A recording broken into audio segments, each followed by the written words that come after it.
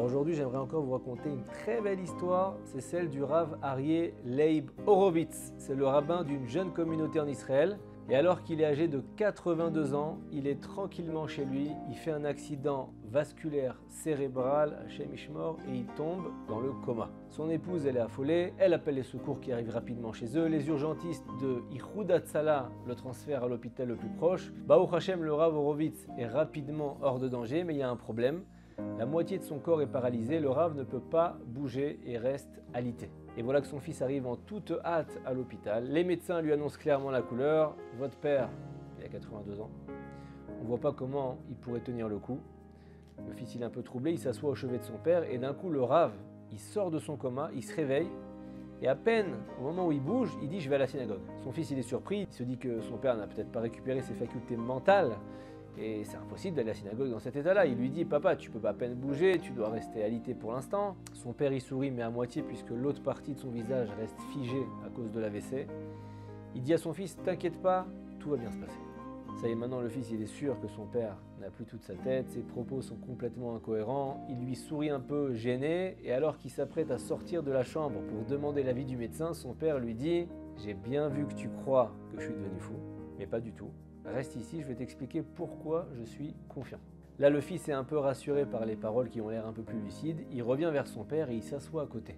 Le Rav Horowitz essaie de se redresser tant bien que mal sur son lit, il dit à son fils « quand je suis tombé dans le coma, j'ai rêvé d'une situation que j'ai réellement traversée, mais quand j'étais jeune marié.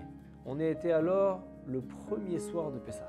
Je m'apprête à sortir tout heureux de la synagogue après le magnifique office de Pessah, Arvit, la prière du soir. J'aime particulièrement cette prière, c'est la seule fois de l'année où on récite le Hallel le soir. Et au même moment, un couple rentre dans la synagogue, on remarque tout de suite qu'ils ne sont pas du coin, ils ressemblent à des sans-abri, ils sont chargés avec des gros sacs en mauvais état, leurs vêtements sont quelque peu déchirés, ils dégagent une petite odeur.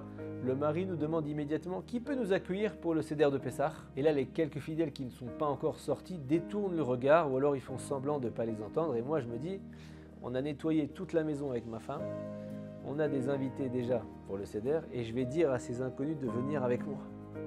Si ça se trouve, ils sont fous.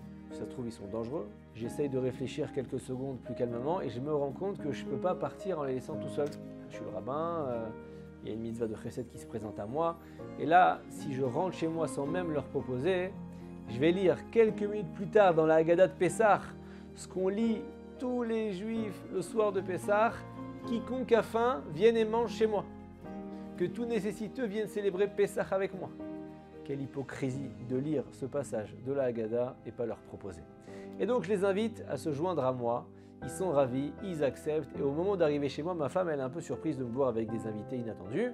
Je lui explique la situation, elle accepte avec grand plaisir.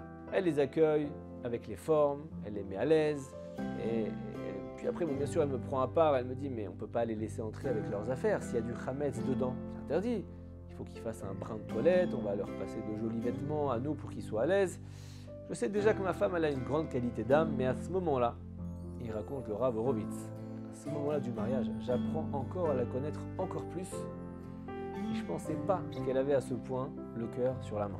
On laisse leurs affaires sur notre palier, on sait très bien qu'on ne craint pas les vols ici, on leur propose de se faire tout beau pour la fête, ils acceptent et une demi-heure plus tard, ils sortent de la salle de bain, à table, bien habillés, lavés. On leur a préparé une kippa pour le mari, un kissouille roche pour que sa femme puisse se couvrir la tête avec une Haggadah, etc. Ils sont très touchés par l'accueil et on passe un merveilleux Seder de Pessah à la fois avec nos invités attendus et nos invités surtout surprises. Et avant la fin du Seder, le couple tombe de fatigue et demande à rester dormir chez nous. Et donc avec mon épouse, on leur prépare en 2 temps 3 mouvements 2 lits confortables. C'est pas juste cette nuit-là qui vont rester chez nous, mais également celle du lendemain, la première nuit de Chol HaMoed et de mi-fête. Et après la seconde nuit, ils se réveillent tard le matin et ils viennent nous dire « Allez, on s'en va, merci pour l'accueil ». On essaye de les retenir, mais le mari nous dit « On a déjà abusé de votre gentillesse, de votre hospitalité. Vous nous avez donné beaucoup de spiritualité, de réconfort, merci pour tout, vraiment, c'est plus que ce qu'on pensait ». Alors on prend congé d'eux et on continue notre vie chacun de notre côté. Et je les ai jamais revus du tout. Et voilà que des dizaines et des dizaines d'années plus tard, aujourd'hui, alors que je suis en fin de vie, je fais cet AVC et dans mon coma, je revois ce couple qui m'apparaît en rêve et qui me dit « Tu te souviens de nous quand tu étais jeune ? Tu avais accepté de nous prendre chez toi pour le soir du Seder de Pessah alors qu'on était sans le sou, personne ne voulait nous inviter. Tu nous as tendu la main, tu nous as accueillis 2 jours. Eh bien sache que dans le ciel, il a été décrété qu'en échange des 2 jours où tu nous as hébergés, tu vas recevoir 2 années de vie supplémentaires non prévues. » Le fils, il écoute cette histoire. L'histoire du Rav Horovitz, son père. Il est stupéfait. Et il l'est encore plus quand pile 2 ans plus tard, son père quitte ce monde. 2 ans plus tard, pile, son père quitte ce monde. Et pendant les Espédim, les oraisons funèbres, après les Shloshim, le mois de deuil, son fils a dit avec beaucoup d'émotion « Qu'est-ce qui a fait que mon père a gagné 2 années de vie ?» La beauté de sa table de fête, ses jolis vêtements en l'honneur de la fête, la qualité de sa matzah, le goût du chaoset, la louange de Nishmat Kol Chai, cette prière qu'il a lue peut-être avec enthousiasme avant la fin du Seder de Pessah, alors qu'on était à une heure déjà bien avancée de la nuit, qu'il était fatigué. Bien que tout ça, ça soit important, c'est pas ça. Ce qui a donné ce mérite immense, c'est ce qu'il pensait être en train de lui gâcher tout son Seder. Accueillir des nécessiteux sans abri à la table du Seder de Pessah. Grâce à cette mitzvah, papa a gagné 2 ans de vie supplémentaires, avec des mariages de ses petits-enfants et d'autres moments de joie qu'il a vécu. Vous savez ce que c'est 2 années de Torah et de crainte du ciel en plus dans une vie. Combien de prières, combien d'études on peut faire en 2 ans. Si déjà en 1 minute on peut dire beaucoup de choses. Ce que Rav Horovitz pensait être un problème, c'était en fait une bénédiction déguisée. Ses invités vont vraiment lui gâcher son Seder de Pessah? Pas du tout. Et en plus, ils lui ont offert 2 années de vie. Rav Horovitz a su surmonter tous ses préjugés pour appliquer le précepte de la Haggadah de Pessah. Kol dirfin yete veichul.